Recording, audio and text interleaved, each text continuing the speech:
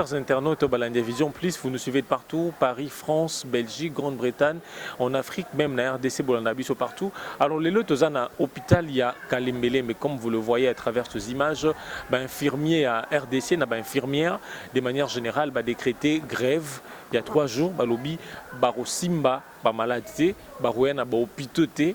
On se demande les lots. Conséquence, il y a décision. On a pourquoi eu décision au gréver pendant 3 jours? Parce qu'il y a eu quelques infirmières au viola qui n'a qui sens sûrement aux a connecté ce qui se passe à Kinshasa. Alors parmi bandits au basala qui acte wana, il y a quelques-uns après on a qui bango samba qui condamné bangopé. Alors les lots na hôpital que ça la constat. On s'est croisé avec monsieur Rigobert Azali infirmier, Azali représentant syndical à Ouattorotunaye sans il y a des marches na bangopo na nini bazako se tenir dans la démarche. Ndeko Rigobert, bonjour et bienvenue. Merci, bonjour Ndeko Lionel. Alors, bon, on a grève l'élo dans l'hôpital public. Ah, tout ça, l'hôpital, il y a Kalembelembe, infirmière, infirmier, lobby, na misalate, simba, malade. Pour nini, cause mokano wana.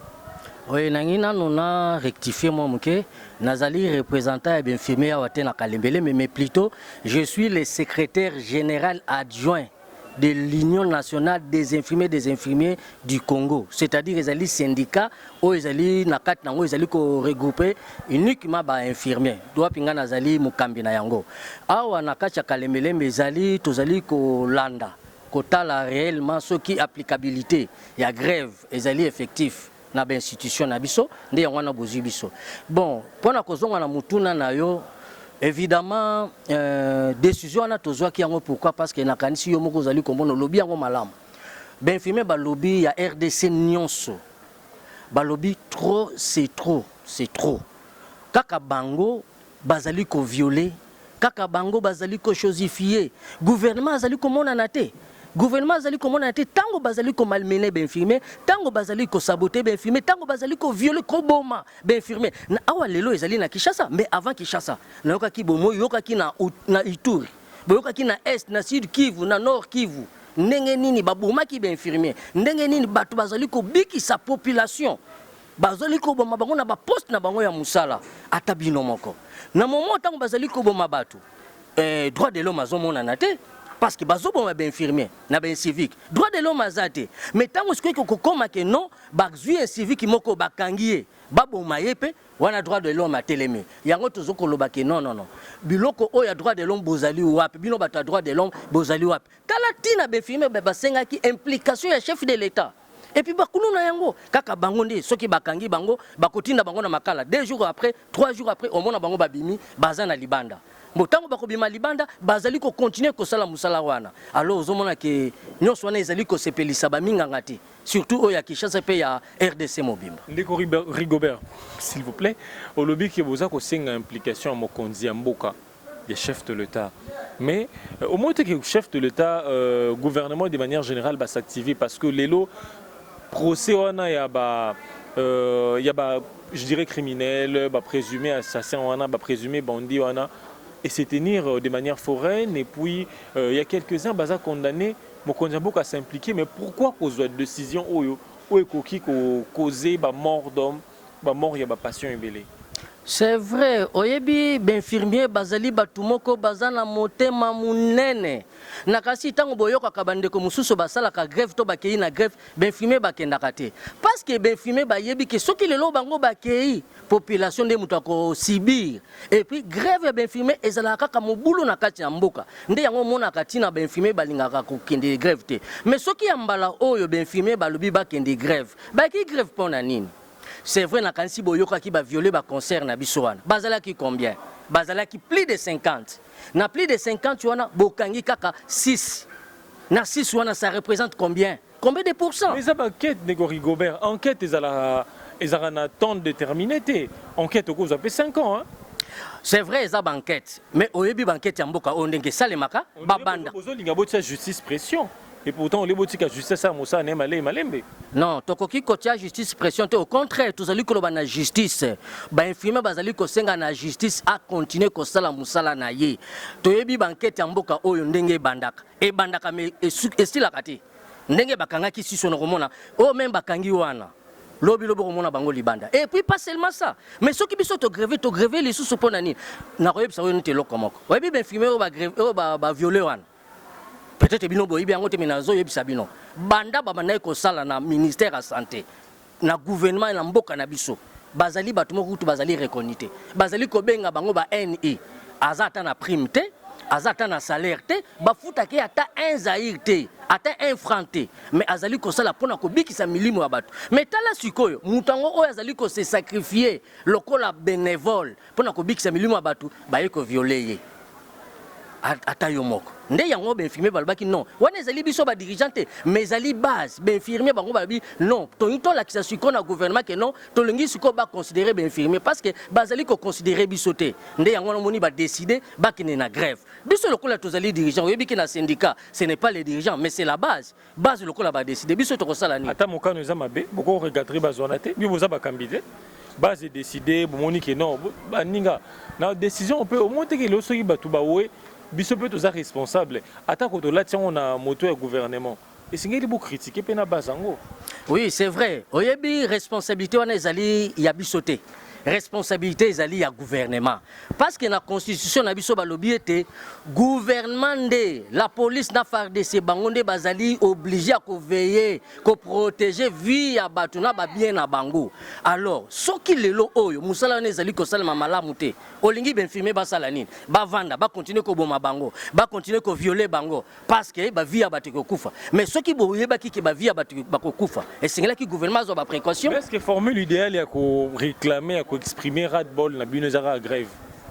Vous pouvez le faire autrement. Vous savez, la marche, vous savez, la sit-in devant un ministère, une institution. Formule idéale pour na bino, qu'on revendiquer, qu'on exprimer ras-le-bol na bino. Isa ya lolingo bomoni. Parce que je suis entré, j'ai vu de malades, de petits enfants dans les soins intensifs qui sont abandonnés. Et puis ça passe. Les autres qui moi n'en a moqué à faire aux peut-être président à lobby. Responsabilité nango. Est-ce que ça tu sais que dit Chilomboto isa bino batubo ko kamba base? Biso tomoni batunde balingi président na biso Félix Tshisekedi te. Bazo ko saboter ba activité pe mibeko na epona nini. Oyebi banda kala ben filmer ba signer ba protocole ebele na gouvernement oyo.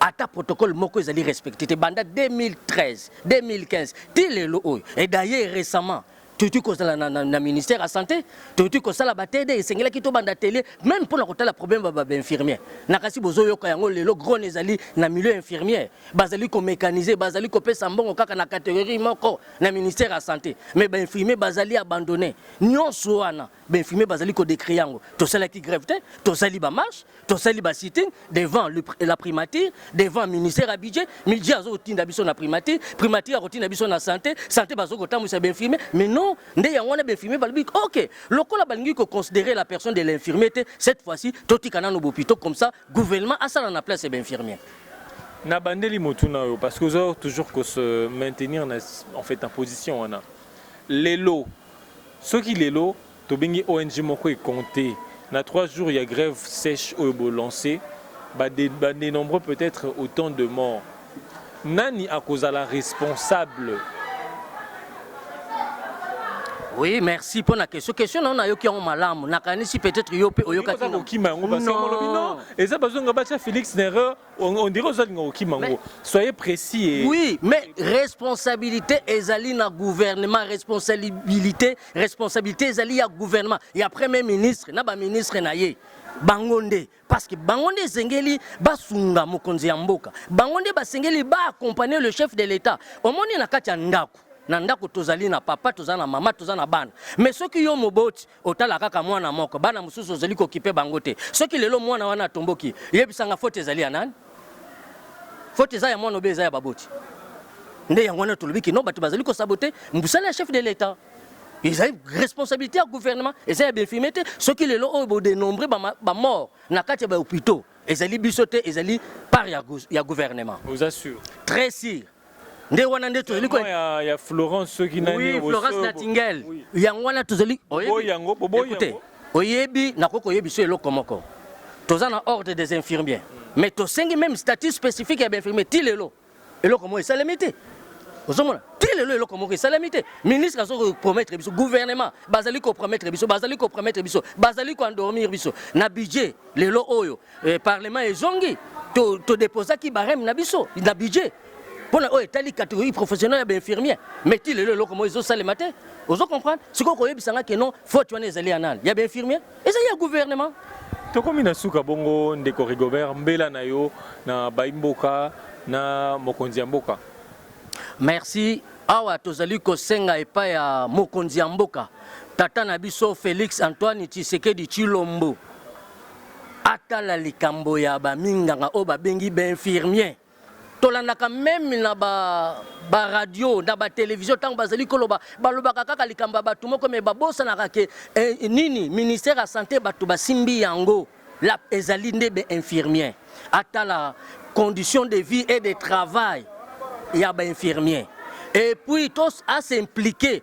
pour la impunité et longwana mboka na biso tozali ko senga ba institution ya droit de l'homme oyo basala o bazala ka ba défenseur ya ba civique ya bato yo bazali ba bomi ya bato bazali ba violeur bazali wapi bazali ko violer ba infirmier tozali ko mona bango te bazali ko boma bato tozali ko mona bango te mais tango biso to ko riposter wa droit de l'homme atelemi yango tozoko senga bango bazali wapi et puis tozali ko loba na mokonzi premier ministre et Sylvestre Ilunga Ilukamba mais nayebi te na mboka nini oyo bato bakoki ko travailler na ba institution bozali ko sécuriser bango te bozali ko zwa ata ba prise en charge na bango te ozali ko mona likambo oyo ezali injustice oyo ezali ko sama yango to sengi ezala na ministre ya santé na ba ministre nyons botelema botala likambo et puis bo sécuriser plutôt bo sécuriser ba minganga na bopito to mona kango na kati bopito okomona soda azokota na kati na hôpital na munduki et salema wapi na mboka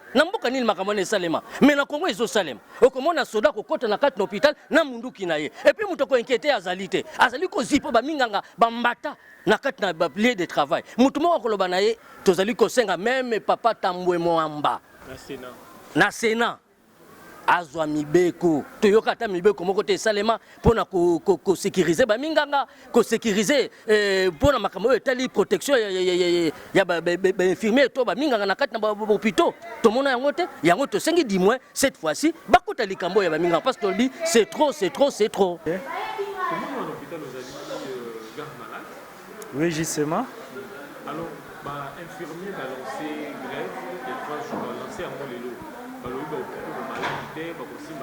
parce qu'il va voler qui moko na bango tanga mona yo to garde malade oyambi mo ndengini en tout cas merci beaucoup ça passe hier ça passe le rôle à muta utinda kwa l'hôpital subitement va ba doit na grève donc c'est ça pitié ça peut mawa donc ça m'a bien makasi parce que netinga na premièrement na kia lobby na mwana dans la salle d'urgence ça va bimisi biso pour toi na grève parce que taba na za critique si ko biso to futi pe bambongo iparete si ko bana ba za swende no sulota be fimba déclarer bana grève donc ça passe makamba bo ba konde ba trouver ba infirmier solution attache na bazo senga pour ba sala ngo tout ce qui est possible pour so bango ba sécurité ba maladie ça sort mo mabe.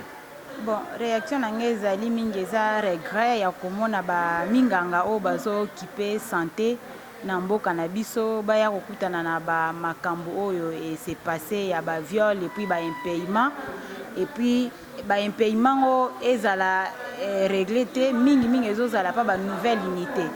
Alors biso tozoko ya ba victime tout le temps tango bozo ya na bana na hôpital ko ya na ba maladie na hôpital moi ba minganga ba simba bango ezate quel que soit cas d'urgence aux ana donc baboyi vraiment parce que bazana pasi o ezali même pas ngai moyen condamné bango ezate alors pasi wana tokoki ko sepela nango te biso tozoza toujours ba victime parce que tant que na mwana za maladie munganga simbi ete nana ko simba mwana mécanicien ko simba mwana te alors il faut ba respecter ba minganga ba yeba ko résoudre ba problème na bango nyonso po ba ko kapé ko zwa soin ya bana na ya biso ba o tozo bela pona ko ya ko luka lobi ko pa na bango na beaucoup c'est donc on est aussi na par contre Bon, nasengi na bakonzi ya mboka ya liboso bayeba nenu ko protéger nenu baminganga na biso bayeba kofuta bango malamu batia bango à l'aise na misala po soki baza à l'aise bakosoigner ba maladie malamu